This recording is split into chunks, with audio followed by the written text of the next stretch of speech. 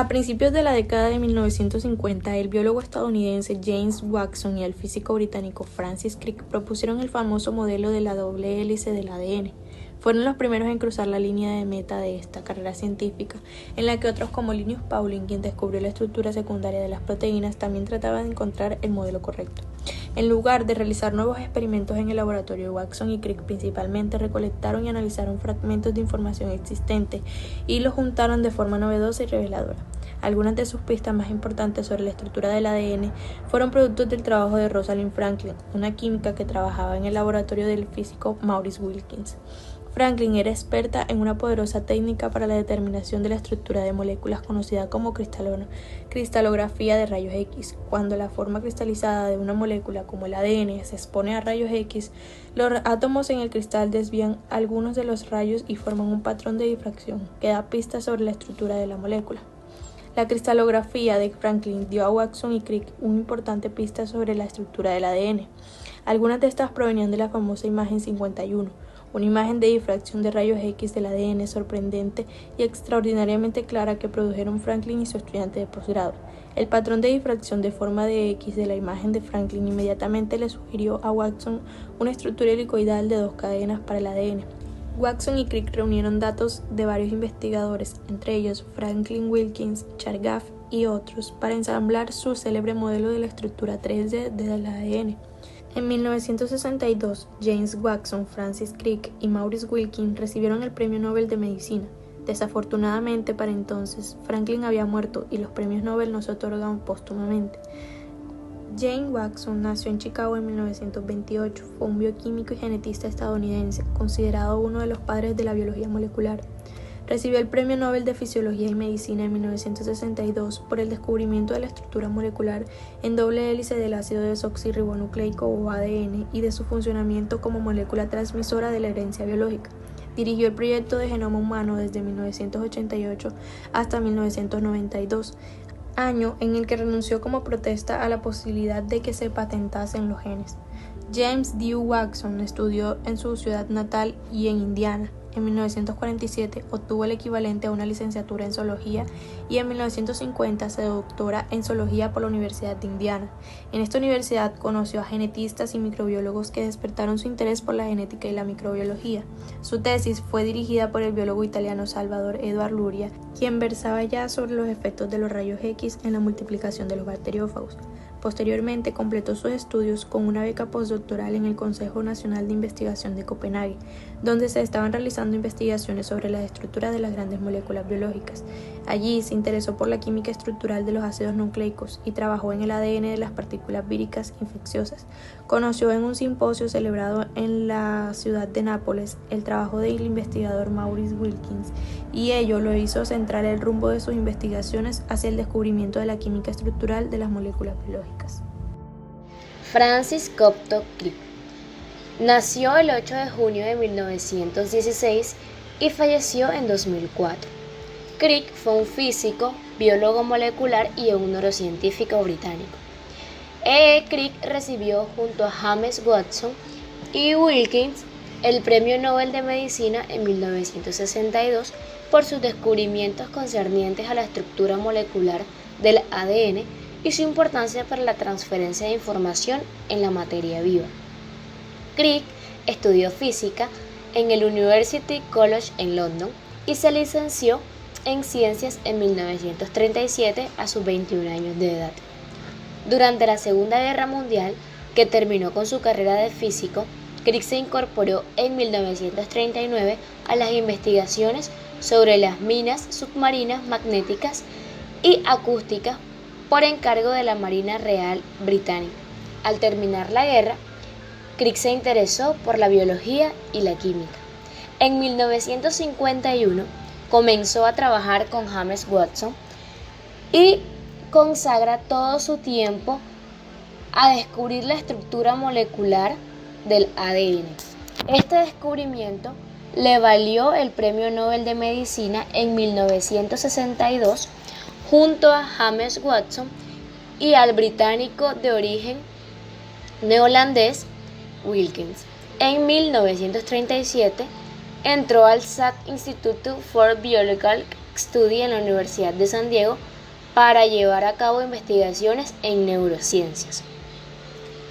Rosalind Franklin nació en Londres el 25 de julio de 1920 y falleció en abril de 1958. Rosalind fue una química y cristalógrafa británica, uno de los 4 investigadores descubridores de la estructura molecular de ADN en 1953. Fue responsable de contribuciones imprescindibles para la comprensión de la estructura del ADN, como lo son las imágenes por difracción de rayos X que revelaron la forma de doble hélice de esta molécula. Son de su autoría, también del ARN, de los virus, del carbón y el grafito. Sus trabajos acerca del carbón y de los virus fueron apreciados en vida, mientras que su contribución personal a los estudios relacionados con el ADN, que tuvo un profundo impacto en los avances científicos de la genética, no se reconoció de la misma manera que los trabajos de James Watson, Francis Crick y Wilkins. William, el primer científico en investigar los ácidos nucleicos, ya tenía claro aproximadamente hacia 1910 que la molécula de ADN estaba compuesta por 4 bases que hasta el día de hoy conocemos, que son adenina, guanina, citosina y timina, organizadas sobre una estructura de azúcar fosfato. Su modelo hablaba de iguales cantidades de las 4 bases formando un tetranucleótido. En los años 40 quedó claramente establecido que el ADN era una macromolécula implicada en la transferencia del material genético y que por tanto no se trataba de una molécula asistente cuya misión no era solamente ayudar a las proteínas a duplicarse como hasta en ese entonces se creía. Hacia 1951, Linus Pauling publicó la estructura en hélice alfa de las proteínas usando datos cristalográficos. Por su parte, Rosalind Franklin, ya que contaba con la experticia de trabajar con la cristalografía de rayos X, distinguió una forma cristalina A y una forma deshidratada B del ADN. Franklin obtuvo la más importante de la historia de la biología molecular, la fotografía 51 de la forma B. Por su parte, Watson y Crick, ambos del laboratorio Cavendish de Cambridge, que dirigía Lawrence, no estaban trabajando oficialmente en la estructura del ADN, pero estaban muy interesados y compartían con Wilkins la idea de que el ADN tenía que ser helicoidal. Su primer intento de establecer un modelo de 3 cadenas fue todo un fracaso, desmontado por la misma Franklin, que rápidamente vio el error. Watson y Crick fueron obligados a dejar de lado el proyecto y concentrarse en otras investigaciones, hasta que Pauling apareció y les dio la oportunidad. En el año 1952, Pauling se puso a la tarea de dilucir su estructura, partiendo de imágenes obtenidas por Robert Carey, en la cual se observaba una estructura helicoidal con 3 cadenas, modelo propuesto previamente por Watson y Crick, que notaron que Pauling se estaba equivocando, por lo cual decidieron retomar su investigación. Wilkins enseñó a Watson y Crick la fotografía sin autorización de Rosalind, en la cual ellos lograron observar que la simetría de la forma A cristalina indicaba que las cadenas de azúcar fosfato debían ser antiparalelas, esto es, 2 hélices con el mismo eje que difieren en una traslación respecto a su eje. Finalmente, Watson resolvió el problema de encajar las bases en la estructura cilíndrica formada por la doble hélice, asociando las grandes purinas adenina y guanina con las pequeñas pirimidinas timina y citosina respectivamente, dando de paso teoría a la regla de Chargaff. A pesar de que su modelo contenía un error, ya que las bases no se emparejaban como habían descrito Watson y Crick, recibieron el premio Nobel en 1962 junto con Wilkins. La gran aportación de Rosalind Franklin en el descubrimiento no fue reconocida hasta pasada su muerte, llamándola la dama oscura del DNA. Por último, la cristalografía de rayos X fue la técnica experimental usada para el estudio y análisis de materiales, basada en el fenómeno de difracción de los rayos X por sólidos en estado cristalino, lo cual permitió hacer los hallazgos correspondientes. La estructura del ADN, representada según el modelo de Watson y Crick, es una hélice destrógira de doble cadena antiparalela. El esqueleto de azúcar fosfato de las cadenas del ADN constituyen la parte exterior de la hélice, mientras que las bases nitrogenadas se encuentran en el interior y forman pares unidos por puentes de hidrógeno que mantienen juntas a las cadenas de ADN.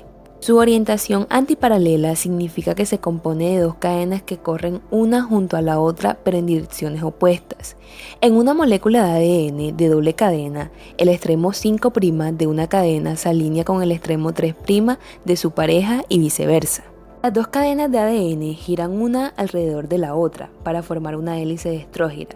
También se mantienen unidas por puentes de hidrógeno entre las bases nitrogenadas en cadenas opuestas. Cada par de bases forma un peldaño en la escalera de las moléculas de ADN. De tal manera que si hay una adenina en una cadena deben estar emparejadas con una timina y en la otra y viceversa.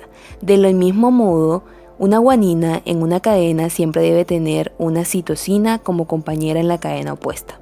Este modelo abrió la puerta para entender muchos aspectos sobre la función del ADN, como la forma en la que se copia y la forma en que la célula utiliza la formación que contienen para hacer proteínas. Es por esto que dicho modelo marcó el comienzo de una nueva era de descubrimientos en la biología molecular, dado que permitió formar los cimientos de una gran parte de la investigación de vanguardia actual en biología y biomedicina. Cada ADN está construido por dos cadenas formadas por un gran número de compuestos químicos llamados nucleótidos. Estos forman cadenas similares a las de una escalera retorcida, a la que se le llama doble hélice.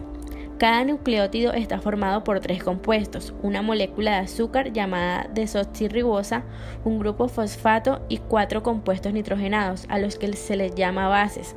Aquí en la imagen podemos observar la adenina en color rojo, la timina en color amarillo, la guanina en color azul y la citosina en color verde. El mecanismo que se utilizó para determinar la estructura del ADN es el siguiente, teniendo en cuenta que la A significa adenina, la T timina, la G guanina y la C citosina.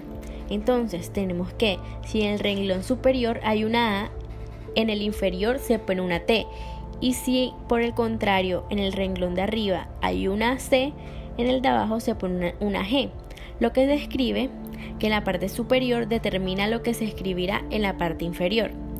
Cada una de estas letras forman pares, cada una con su complementaria, esto es, la A con la T y la C con la G solamente, pues se dice que el ADN está ensamblado con esos dos renglones que son complementarios, como podemos observar en la imagen.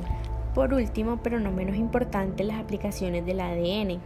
Algunas de sus aplicaciones en la medicina son la fabricación de proteínas o péptidos de interés sanitario, fabricación de sustancias hormonales en la leche de vaca, sustancias paliativas del dolor, soluciona problemas cardíacos, tratamientos contra el cáncer, tratamientos contra el SIDA, fabricación de vacunas transgénicas o fabricación de antibióticos. Además del uso que se le da en la medicina, se utiliza también para otro tipo de cosas, como la prueba del ADN para verificar la paternidad de un niño. En la paleontología se utiliza para relacionar los fósiles con la especie de origen y para controlar y modificar los genes de semillas cuyo propósito es mejorar su eficiencia.